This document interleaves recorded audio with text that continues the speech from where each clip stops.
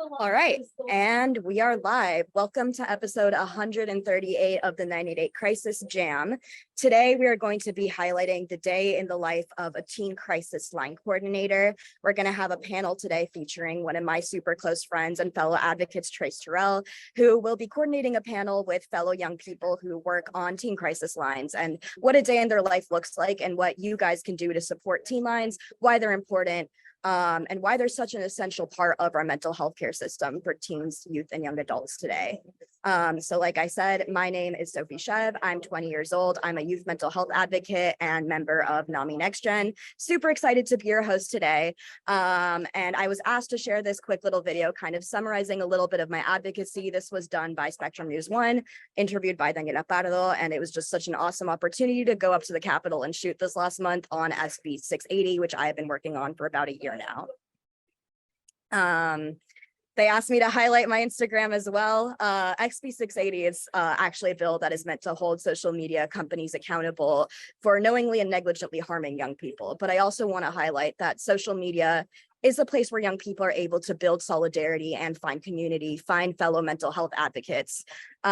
So yeah, they asked me to highlight that as well, kind of the two-sidedness of my generation is not a monolith. There are a lot of nuances in our use with the media.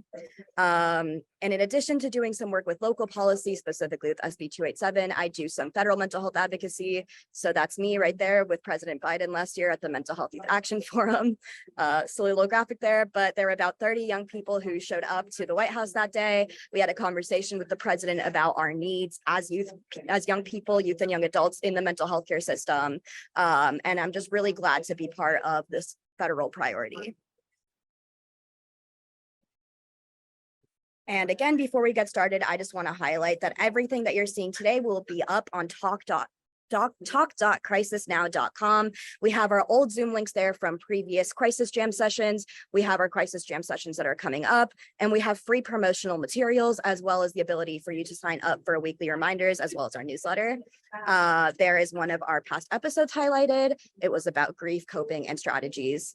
And we also have some metrics and information and data on 988.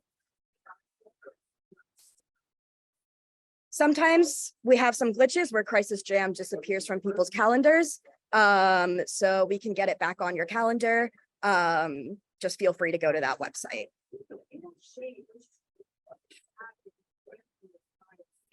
And these are just some highlights of previous episodes. You can find that on the QR code on the screen as well. These are our most viewed ones. And as you can see, the one up top is a youth special edition. We had a lot of people that work with youth and young adults, which is just absolutely amazing. And I'm really happy to be closing that gap and join a cohort of people with lived experience as youth and young adults today.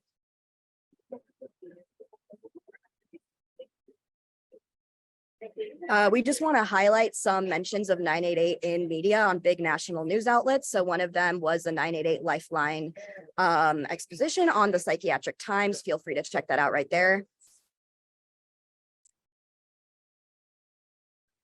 And there was also recently a Forbes article highlighting the 1-year anniversary of 988 and the progress that we've made since its initiation in July of last year.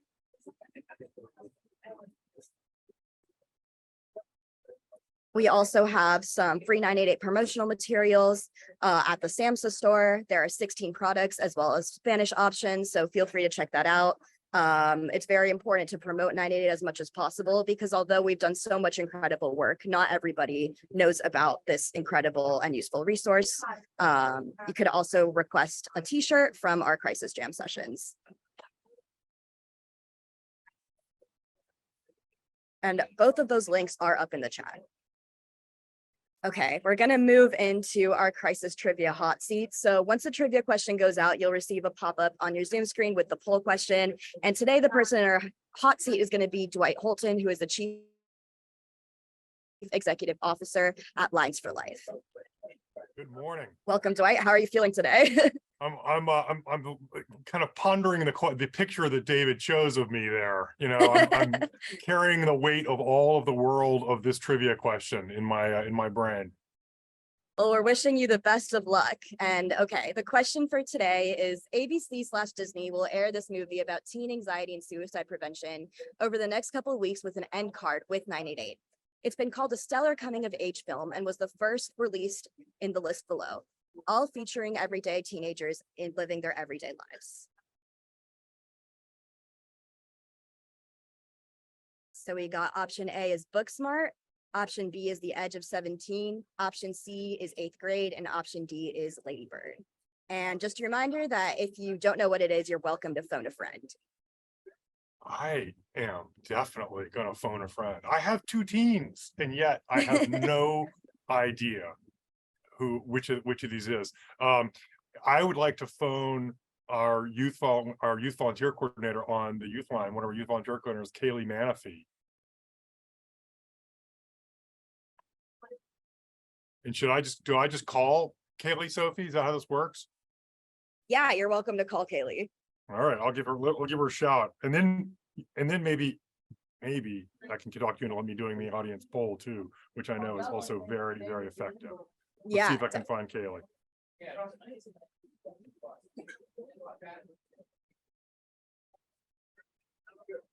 Hello. Hey Kaylee, it's Dwight. You're on speaker with me and all of Crisis America. So here's the question. What was the film on adolescent awkwardness featuring Haley Steinfeld grieving her dad's loss? And the choices are Booksmart, The Edge of 17, 8th Grade, or Ladybird.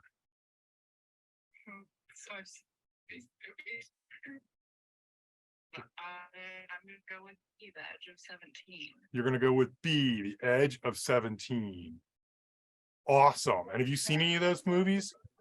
Yeah, I've seen all of them. You've seen all of them. Okay, I phoned the right person, everybody. Kaylee, you're the best. Thank you very much. The audience agrees with you. 74% said The Edge of 17. Sophie, I'm going with The Edge of 17. You got it. Congratulations. You got it right, Kaylee. Thanks so much. Add that to your long list of accomplishments. Congratulations. And you get a t-shirt.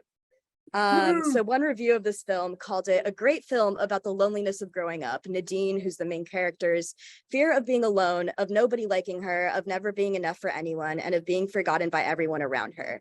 These are all fears that stick with you even after your teenage years are over. So just highlighting how crucial in everybody's lives the adolescent period truly is, and just how important it is to reach young people while they are still young.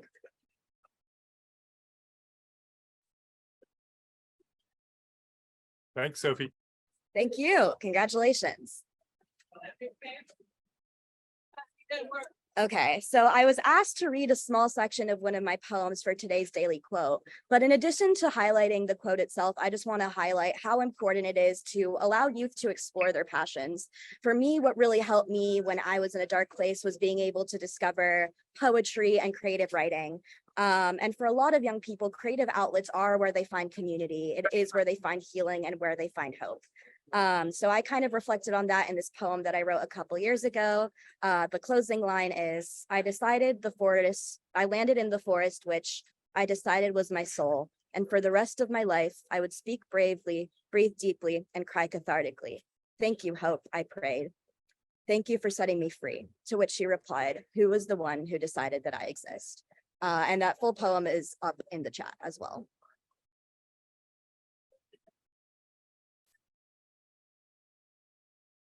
And I also wanted to highlight NAMI Next Gen, which I am super, super honored to be a part of, along with other incredible people. And we are all kind of guiding NAMI on their youth and young adult advocacy, what they can do to help us, and contributing that voice of lived experience. We have done some amazing things together, and I'm just so honored to be a part of such an incredible and powerful cohort of young advocates. And I'm pretty sure we have Dan Gillison today, who's actually the CEO of NAMI. And I'm just so thankful for all of his leadership. Yes, thank you. I am here. I apologize I'm not with you on the Zoom, but we're having a few Wi-Fi opportunities, I'll call them. So I'm joining you by voice. And to what you said, first of all, thank you, everyone that's on the call, for what you've been doing in terms of in this space. Your voices are critically important. And at NAMI, we deeply believe in the phrase, nothing about us without us. That's why we created NAMI Next Gen, which is a compensated group of 10 young adults who are advising, innovating, and recreating how we reach young people at NAMI. And one of them is here today, and you'll be hearing from them, and you're already hearing from our young adults now. For a little context about this group, in our first year of NAMI Next Gen, we received an astounding 760 applications for just 10 spots. And we received those 760 applications over 30 days. So within 30 days, 760 young adults. So the desire to share the youth voice is strong.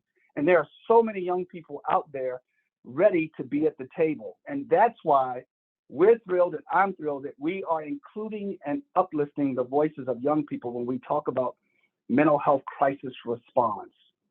Their voices matter, their intellect matters, and their solution models matter to this conversation. We just don't want them here. We want them here when we need them to help us understand the pain points, what's working, what's not. And we need them to help us find solutions that really work. So just want to thank you all for what you've been doing with Crisis Jam, because it's all about continuing and having the conversation, sharing models, sharing what is working, what's not, sharing best practices. And we really just want to say in closing, thank you so very much for having NAMI here today. And I hope that this meeting is insightful and productive for everyone. And thank you for having me here today. So that's what I wanted to say. Thank you to NAMI's fearless leader, Dan. I really appreciate the introduction to NextGen and the work that NAMI does. And I can speak from experience as a current member of NAMI NextGen that the ability to have a seat at the table with the leading organization that is really taking the charge on shaping mental health care for all Americans has been such an honor, such an incredible experience. And that's the reason that I'm here today. I actually met Trace and David, who's coordinating today's call, at a panel that was hosted by NAMI at the Crisis Summit in DC a couple of months ago. And it was such an incredible experience to be able to talk to stakeholders, voice what we need, and also hear some misconceptions about what challenges young people are facing today and be able to say, this is what we need from you, and this is how you can accomplish that and how you can help young people. So that's just been such an incredible opportunity, such an amazing platform. And I really encourage all young people to get involved with NAMI in whatever way they possibly can. Building on what you just said, I just want to close with this. You guys gave us some great feedback in that panel as you were involved in the entire thing, but there was a panel where we asked you and you said, don't patronize us. Have us at the table, have us involved in the creation of the work. So there was a lot of context in what you guys shared there, and I hope that that's a part of today's conversation. Thank you, Dan. I really appreciate that. And that's actually such a perfect segue into our next quote. So I'm really excited to invite up Trace Terrell, who will be hosting this next panel. Just a quick background on Trace. He's done some incredible work through crisis lines in Oregon, is currently a second-year student at Johns Hopkins, and is a close personal friend of mine and incredible youth advocate. And he said something that was super moving at that panel that I wanted to highlight today, which touches on what Dan just spoke about.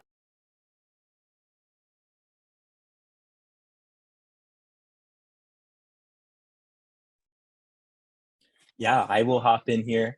And hi, everyone. My name is Trace Terrell. I am a sophomore at the Johns Hopkins University and a former volunteer of the Oregon-based YouthLine.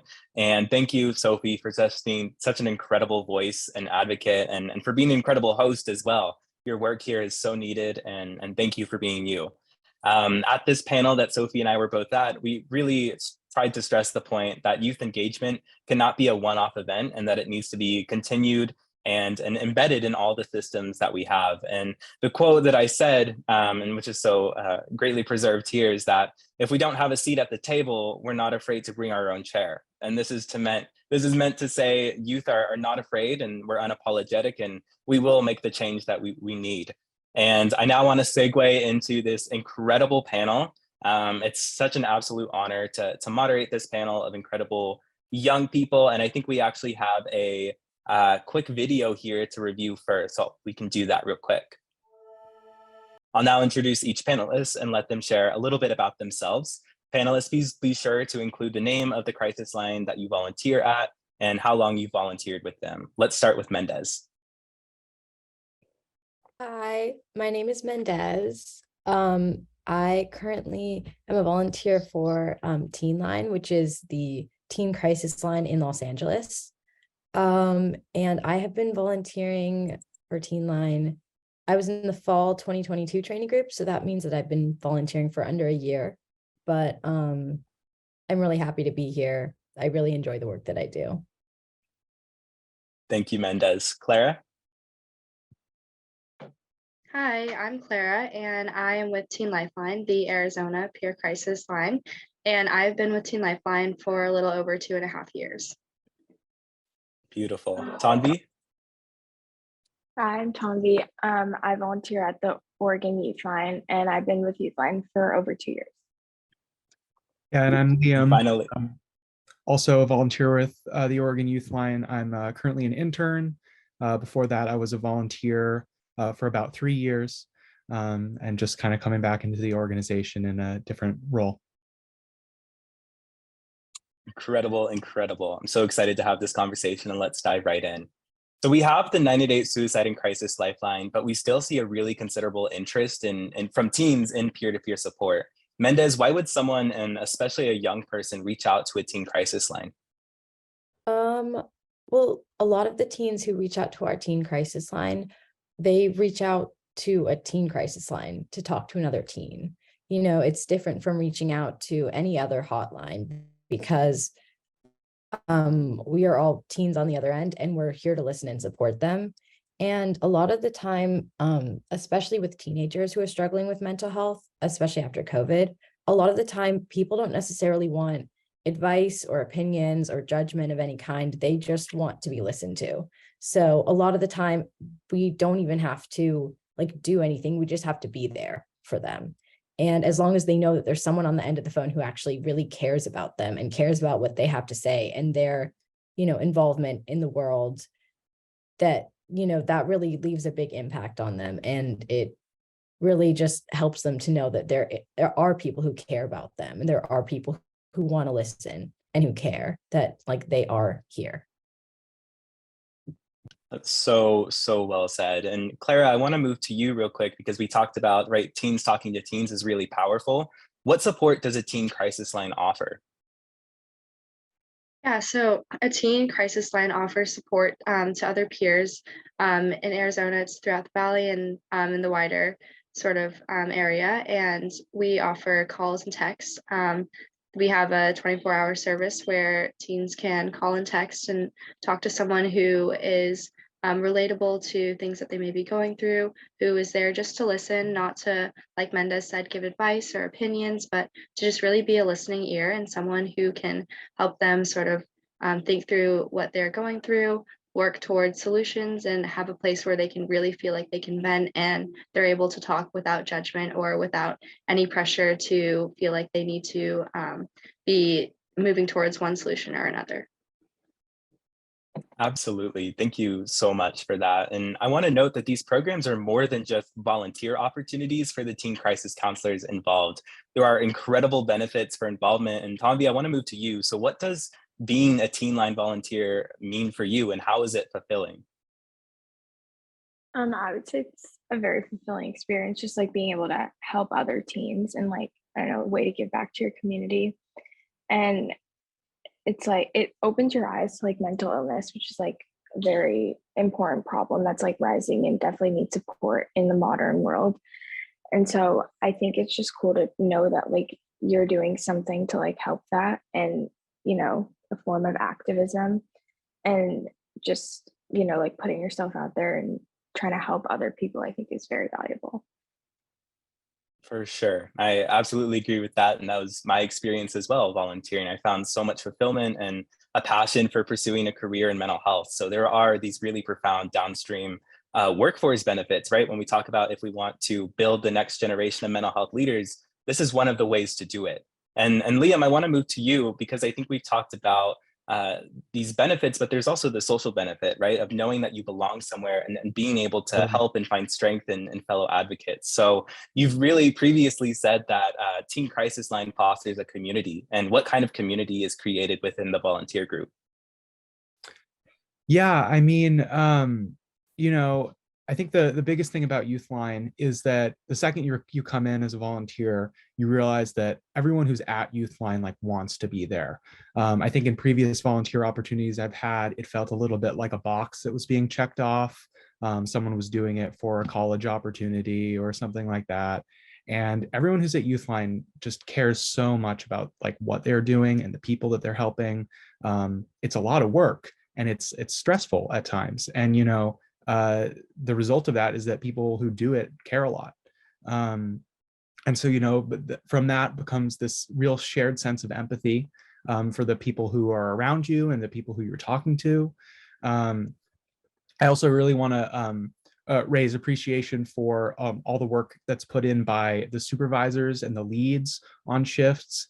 A lot of the community that is created is through the activities that are put forth by those people within shifts, checking in, talking about how people are doing, how their week's going. Those are really big things. I also want to appreciate our volunteer coordinators because they, help make sure that there are those larger community events connecting between shifts. None of it would happen without all those people. And so it's definitely a team effort. Absolutely. Thank you for those really insightful words. And I kind of just want to open it up to all the panelists right now. Why do you stay at a teen crisis line? What is it that motivates you to get up for each shift? I mean, I think that mostly it's like the experience of like just knowing that you're going to come into a place that's welcoming. I think for me, it's not only like the fact that I'm able to make a direct impact on my community and speak one-on-one and know I'm making a difference in someone's life, but it's also the community that's been fostered by Teen Lifeline and the people I'm able to be around, the sort of life experience I get by listening to calls and texts, but also being able to talk with other like-minded peers who are passionate about Teen Lifeline and their mission, and also just be in a community of people who are incredibly driven to be helping others, but also are able to be my friends and be people that I can turn to, and people that I go to when I have a problem or when I want to talk about something that was great in my life or things like that.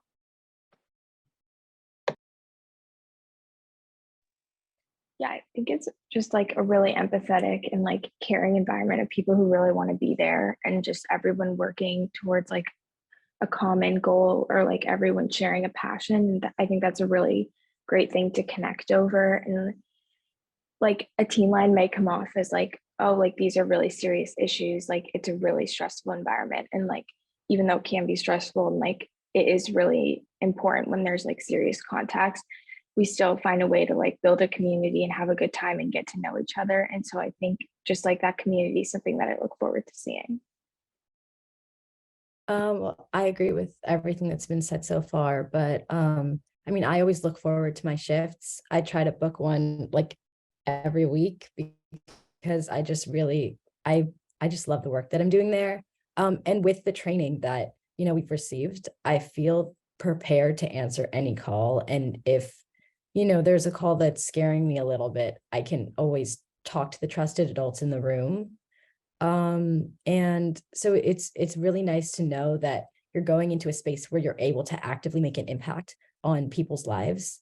And it's typically a positive one because they're reaching out so that they can talk to another teen about what's going on in their life. And we have the resources to help them. And then also, again, relating to what Clara and Tonvi were saying, the like people that you meet there are all passionate about the work that they do at Teenline and at the other hotlines. And I always make really great friends there. And it's always just a very positive, nurturing environment of people who really care about others. Incredible. I know I have goosebumps, so if we could just have some love in the chat for Mendez, Clara, Liam, and Tanvi for all of their incredible work. They are the ones that inspire me to get up and advocate for mental health. And so thank you all for being you. And if people are interested in learning more about teen crisis lines, please feel free to check out this blog I'm going to post in the chat with support from the lovely Adia Fadai, who also volunteered with the Teen Crisis Line, Teenline in California. It really does talk about some more of the training that we received and the downstream benefits that there are. So thank you again for listening.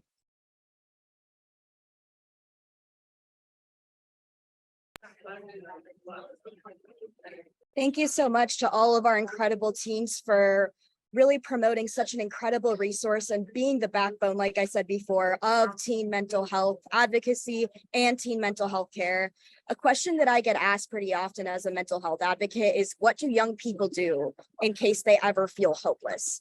How do you find hope? And what I like to tell people is that sometimes we need to find people to hold that hope for us. So I want to thank all of you for being hope holders for our generation, for really being a guiding light for all of us. And another thing that we're trying to do as a generation is move from mental health awareness to mental health action. I think we're definitely working on that piece of destigmatizing mental health. We're having those conversations, but those conversations are meaningless without action. And I thank you all so much for taking that action day in and day out and helping our communities. You are all heroes, rock stars, and I'm absolutely inspired. And like Trey said, I'm going to be leaving today full of both goosebumps and hope. So thank you all so much.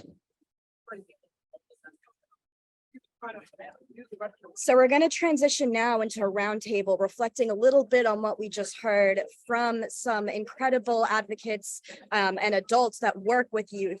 So we're going to be hearing from Cheryl, who is the senior direction of Los Angeles' Teenline, who we saw represented today by our young people as well. And we're very excited to have her here. Thank you so much for having me. Definitely appreciate that. I definitely, it's hard to go after the teens because I think our teens are so amazing and inspirational. I love the word hope holders. We call our teens mental health ambassadors as well, because they go into the communities and do amazing work. So I actually started at Teenline as a 14-year-old listener myself.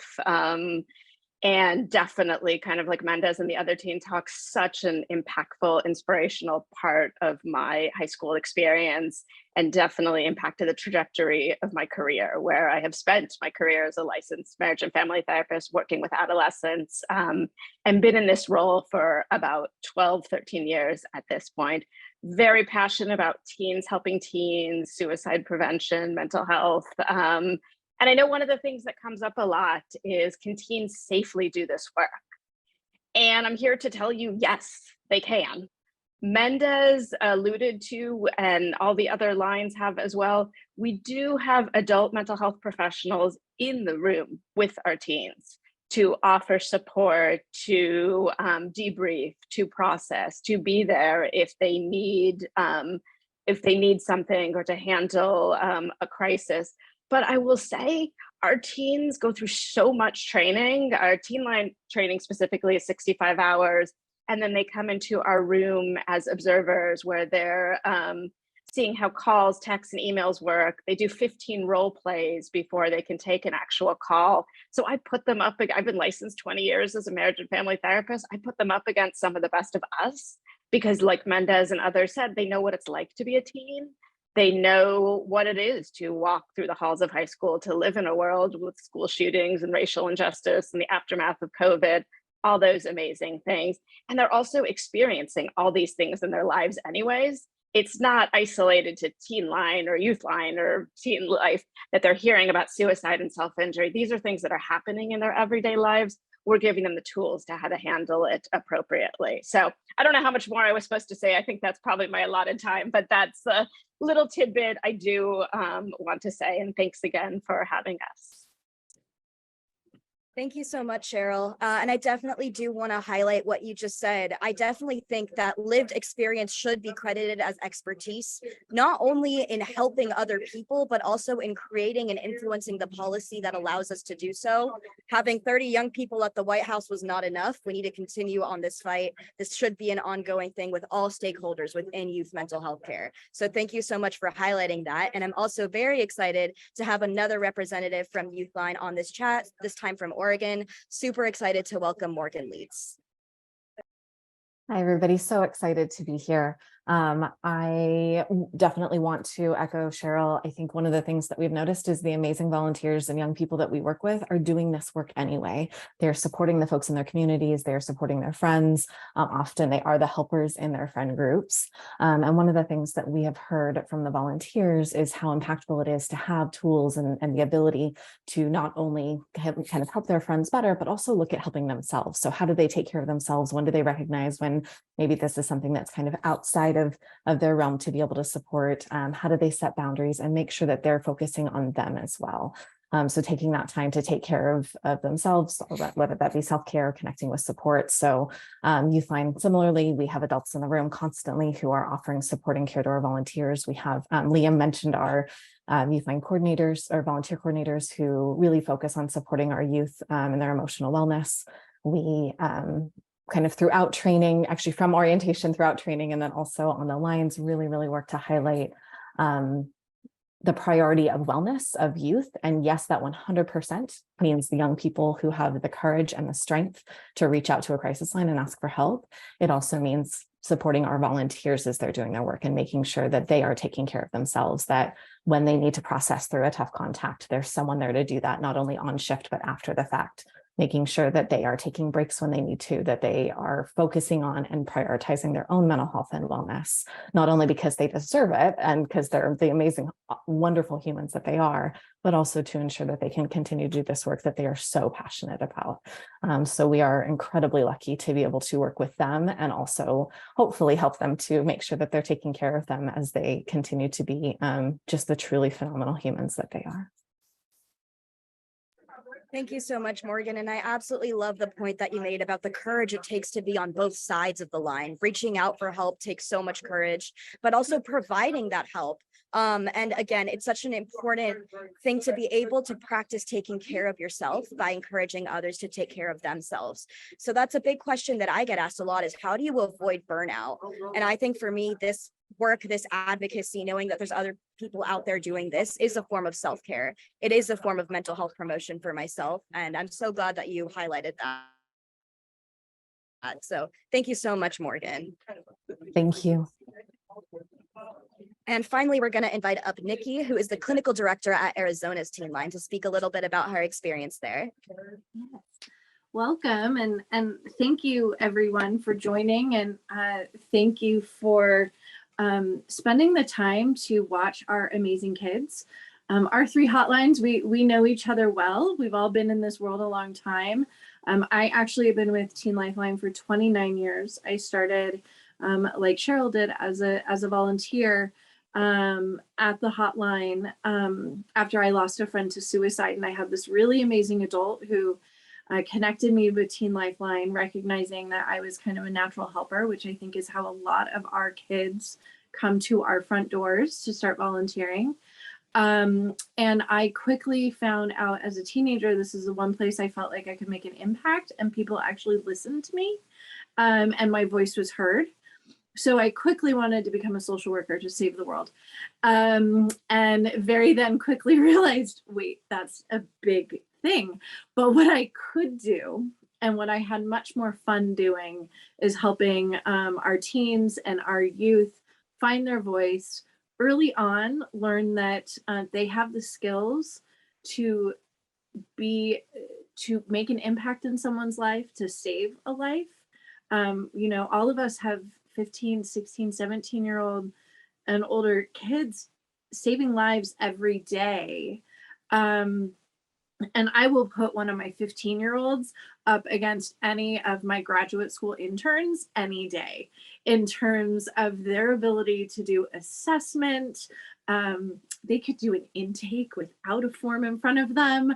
They could to stabilize, to be a listening ear, and to build an amazing safety plan at the end of that, and also provide resources and connect them to other people in their community as well. I do that any day over a graduate student. They have this amazing ability to listen without judgment. There's a natural connection that is honestly built. And in no time more than any other, our teens are truly experts at being a teenager. nowadays, because none of us can share their experiences. This world is very different than it was for me. And so I continue to do this every day because I love my kids that walk in the door. I love to watch them in the work that they do on the calls, the work they do for one another. Afterwards, they've made friends with people that know how to communicate with them differently. But then also, like you, Sophie, they go on to make real change in the world. All of our teen volunteers, they continue to be involved in the community. They serve on boards, they work on task forces, they work on advocacy, they do child welfare. They continue to know that just one voice sometimes is enough. One word on the right day to the right person may be the difference between someone choosing life that day or not. And that's huge. That is huge. And so that's why, you know, all of us, we have all of our volunteers here. They have you seen today, they've been there a long time. Most volunteer agencies can't say that they've had volunteers 2+ years. I got some, you know, that are looking at like 7 or 8 or more. And so that says a lot, but to know that all of us work really hard for that supervision, to that make sure that we are taking care of our volunteers, taking care of ourselves, and making sure that we continue to focus on self-care, because there is no difference between our callers and our volunteers. But honestly, there isn't on any crisis hotline. We're all humans serving humans, doing the best that we can. And on the hotlines, we're just helping these teens gain some really incredible life skills. And along the way, they get to be that listening ear and support for their fellow peers. Thank you so much, Nikki. I think I just want to echo absolutely everything that you said and everything that all the panelists have said so far. But I really want to drive home the point about young people being experts on what it is like to be a young person today. And kind of in that spirit, not to put everybody on the spot, but if any young person out there that was on the panel today has one message that they want to deliver to all the stakeholders on the call here today about what it's like to be a young person today and what we need from you, I'd absolutely love to hear that. So feel free to unmute, we can ping you, or to put that in the chat, because I think it's really important, like Trace said, to give you all seats at the table. And you know what, today what we are doing is pulling up chairs. That is what this call is doing, and I'm very thankful to be here and share that space. So I'd love to hear from you. What is one thing that you'd like all the adults on the call to know today about what it's like to be a young person?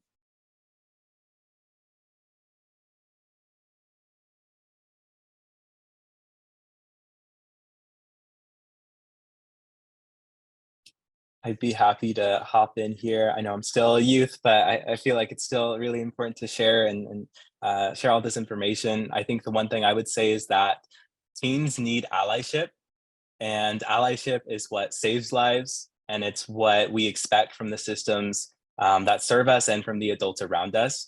Allyship through programs like YouthLine, Teenline, Teen Lifeline are incredible, and they're life-saving not only for the teens that we serve, but for the teens that volunteer. And I know that I wouldn't be here today if I hadn't had volunteered with YouthLine. So it is really making sure that opportunities like this are widely available and accessible for all the teens that might need them.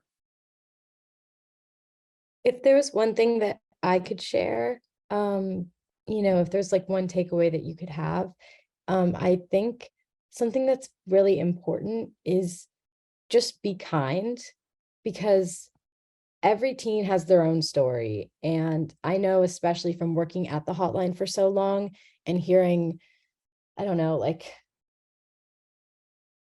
20 to 30 stories every few shifts that I work, you know, people of any age can be going through some serious like things. And even if something seems small to you, it can be really big and hard for them.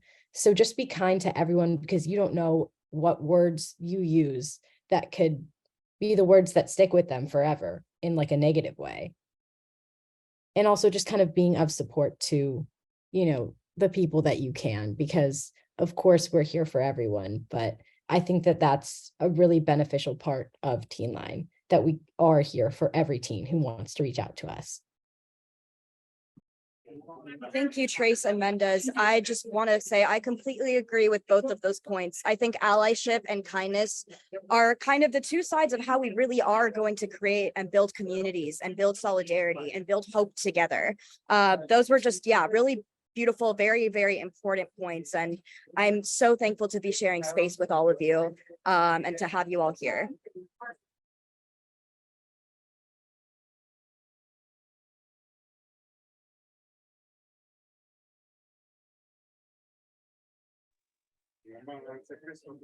Okay, so we're going to move into the partner update section of today's call. So first up, we're going to hear a little bit from SAMHSA and any updates that they have. So we're going to be hearing from Dr. Richard McKean, who is SAMHSA Senior Advisor on 988 and Behavioral Health Crisis Coordination Services. Thank you so much. A pleasure to be with you today. And how wonderful it was to hear the work of the teen hotlines. I had the opportunity to visit one of these programs, Outlines for Life, and it is so impressive and so important. I'd also like to just acknowledge the advocacy of Dwight Holton at Lines for Life, who's really been a tireless advocate for these programs. So two other things that I will mention to folks. One is I wanted to let people know that last week, the Suicide Prevention Resource Center had a day-long technical assistance session with the tribal 988 grantees, which was very well received and really designed to hear from the 988 tribal grantees what their needs were, what kind of help and support they needed to move forward.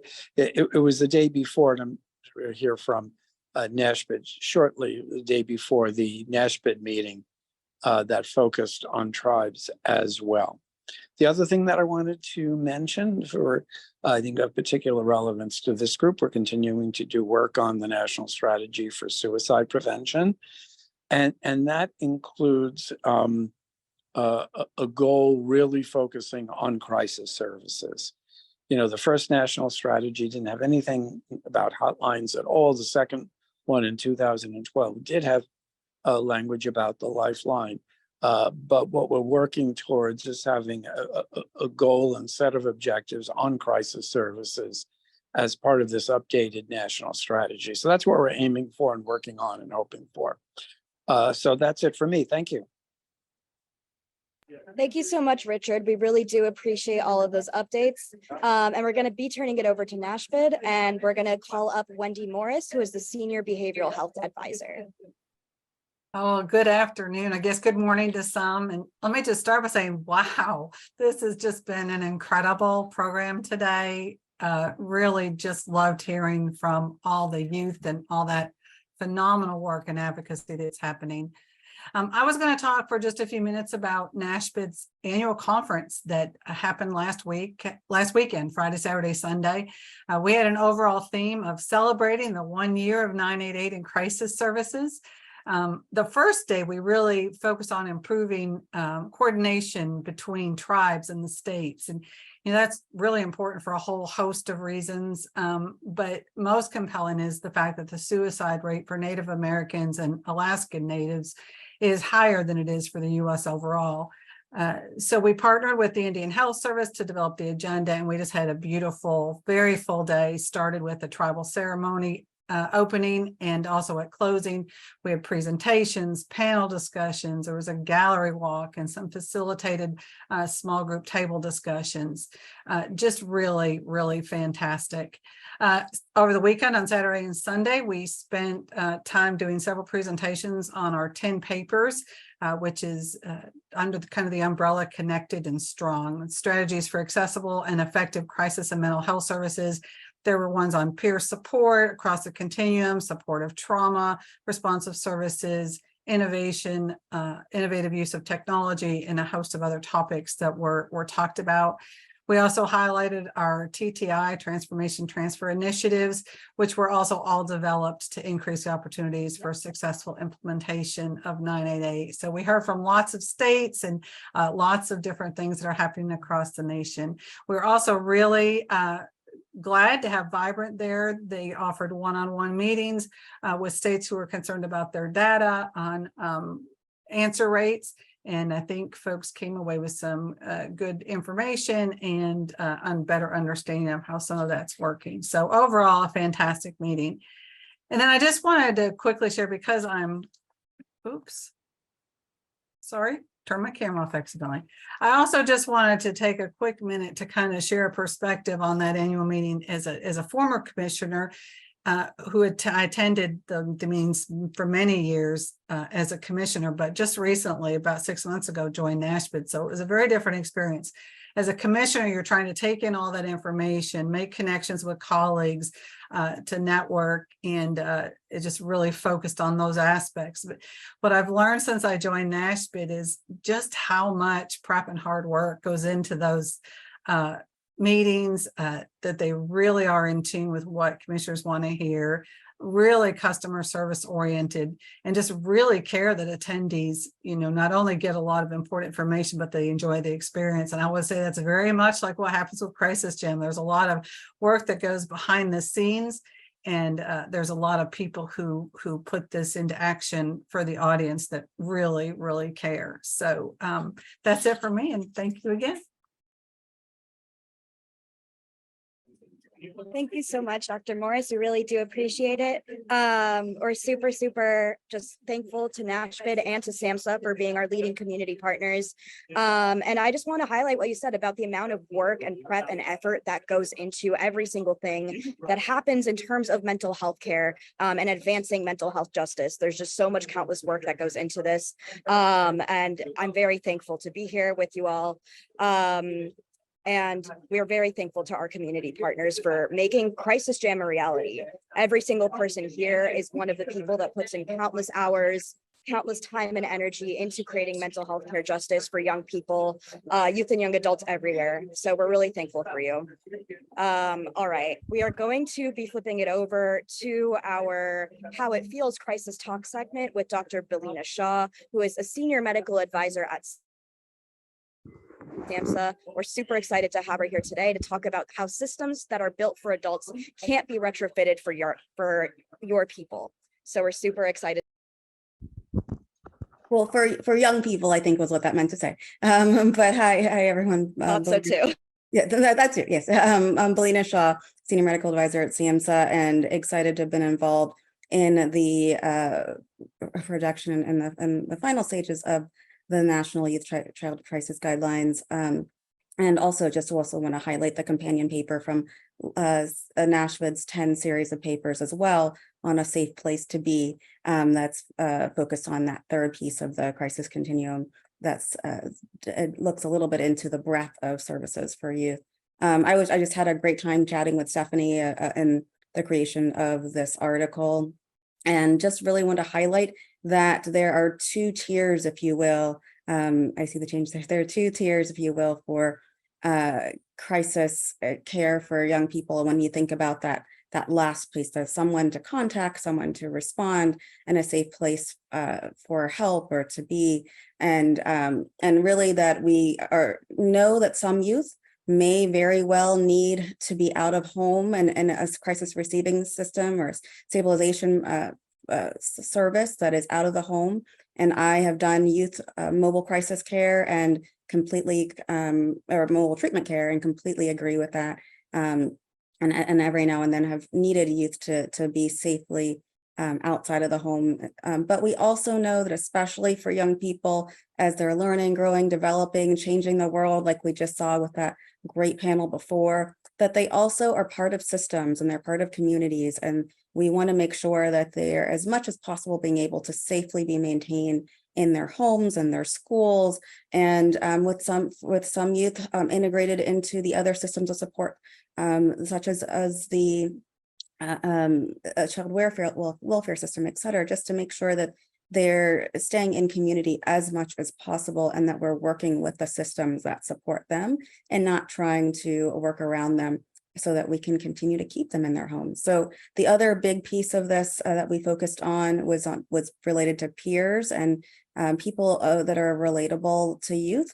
And I think that this earlier panel really highlighted the importance of that, and that really the peers are truly, and young people are truly youth hope personified to other young people. And so seeing someone who might be more relatable can be so impactful to them in their trajectory. And we want to create systems that continue to perpetuate hope and perpetuate healing, and in the least restrictive settings when at all possible, so that when they need help in the future, that the health system, the behavioral health system is supportive of them, and they believe in it. Thank you. Thank you so much, Dr. Shaw. And we have a couple minutes to expand on that, if that is okay with you. You brought up mobile crisis response, and that's something that I've personally been working on my college campus, and how important it is to make sure that young people, when they are met with crisis, when they are met in a situation where they have mental health crisis, that they are able to safely and effectively get to care by minimizing the trauma and negative implications that come with being removed from their environment. So I was wondering if you can expand a little bit more on what the ideal mobile crisis response unit looks like, and what that transitional moment from crisis to care would look like in a way that is able to minimize trauma and optimize care as much as possible. Okay. Well, one thing that comes to mind when you, especially when you talk about that transition to care, I remember serving a child that needed to end up going to an emergency room, and just thinking about policy right now, and I know that you guys and youth historically in this country have been at the forefront of policy changes when you think of major movements. And even policy can be the big P or also the little P's in local jurisdiction. But so many times, if a child or youth or young adult needs to go, or anybody needs to go to, say, an emergency room or a facility, and that there might be laws that require them to be escorted by police. And that so we would want to minimize those laws and offer the opportunity as necessary, and have the police engaged if that is the safest way for that youth to be transported. So not an all or nothing really with any of these, but then also not to mandate that police have to be the transporters. I'm sure that police would much rather not be a transportation service, but really do what they signed up to do. So that's one piece. And then if our youth are being able to or are being taken via law enforcement, do they need to be handcuffed? Can we change some of those policies and procedures, the standard operating procedures for law enforcement, that they need to be handcuffed? I just think about one moment where there was a standoff between probably like a 7-year-old in a hallway where he needed to go to the emergency room. It was clear that was the safest place for him at that very moment. But the police were there to take him, because that's the law, that's the protocol, that they were supposed to be there. And after a while, the little kid didn't want to go. And this was not an approved hold, but the law enforcement officer took the little kid, put him on his shoulder, and then the other officer protected his head and supported him, make sure that he safely got outside of the car, and just took him right outside. There was no handcuffs, but that's really what a father would have done for a child, right? For a young child. And just thinking about how, not that I'm advocating that this is a standard hold or procedure at all, but just the fact that you could see that humanized moment, or that probably what would have been what that man as a father would have done for his child if they needed to make sure that they safely got from point A to point B when they were not behaving properly. So I just say that to say this example of allowing law enforcement to be human, and to give that flexibility of that humanized moment in that encounter. Just like there was a talk before about how, at the end of the day, people we're all humans on crisis lines, or interacting with each other, and that can be so important. So that's one piece, is just when I think about the law enforcement interface, how to minimize it, but if we can't minimize it at a specific moment, how to make sure it's still humanized, and that youth are able to be served, and anybody's able to be served with dignity. I think the other piece is thinking about how to make sure that mobile response are well integrated into the systems that youth are already are serving. So how do we integrate that into school-based systems, and getting a mobile response directly to the school? How do we make sure that we have peers that are on those teams? And I understand, and there was a mention before that, if you have somebody with a full-time job, they may not be able to be, under the age of 18 on that team. But we were very, when I had a SAMHSA Systems of Care, our Children's Mental Health Initiative grant, that we were very careful to make sure that the peers that were hired throughout the whole system as we were developing it were at least a relatable age, that looked like they could still identify and still connect with the youth, and really had that experience of not being far removed. So in addition to having that clinician and somebody that can really assess and do that a safety assessment, integrating peers during the mobile response, making sure that all of this is integrated into and the systems so that we can prevent out-of-home placement as much as possible. But then if there needs to be an out-of-home, short-term stabilization, either crisis stabilization unit, which would be preferred over a hospital, that it's done in a humanized way. So thank you so much, Dr. Shaw. And I really just wanted to highlight that point, and thank you for visualizing that, because again, these lines in 988 are just the first step of many, a first step in a long journey to reforming the entire crisis care continuum. So thank you so much. And I'm very excited to pass it over for some federal updates from Guide Consulting. We have Sarah Corcoran, and from AFSP, for which we have Joanna Rubinson. Thank you so much, Sophie, and what an important discussion today. So thank you for everyone for contributing throughout the call. It's just going to be me today, but I'll go over quickly what we have seen in the Senate Labor, Health and Human Services FY24 appropriations bill so far. Last Thursday, there was a full committee markup. So on Friday, we saw the full text of the bill, as well as the committee report on what the Senate proposes for FY24 mental health funding. On the left side of the slide here, you'll see some specifics around funding for the Department of Health and Human Services, as well as the overall funding level proposed for SAMHSA. The SAMHSA level for FY24 would receive a $40 million increase above last year's totals. I will share the links to the bills after I'm done updating. I've got that summary ready as well. And HHS is funded at a level amount with FY23. We saw the committee report language. So specifically, we were able to see that they propose an $18 million increase over the FY23 level for the 988 Lifeline item, and that would be $519 million. The mental health crisis response grants would be level with FY23 at $20 million. The mental health block grant would receive a $35 million increase over last year at just a bit over $1 billion, as well as continuing that 5% crisis care set aside. And then the CCBHC, Certified Community Behavioral Health Clinic Grant Program, would also receive a $15 million increase over last year's level. Just to kind of back out and provide a little more context, we've previously only seen the House legislative bill. We have not seen the committee report language, which means we don't have a whole lot of specifics at this level of what each individual line item would be funded at. But that bill did contain substantial cuts as we expected. There's still a lot of negotiating left to go. They're now on August recess, so it's going to likely resume once we're back in September, and we are expecting a continuing resolution to keep the government funded at the current level, likely through the end of the year.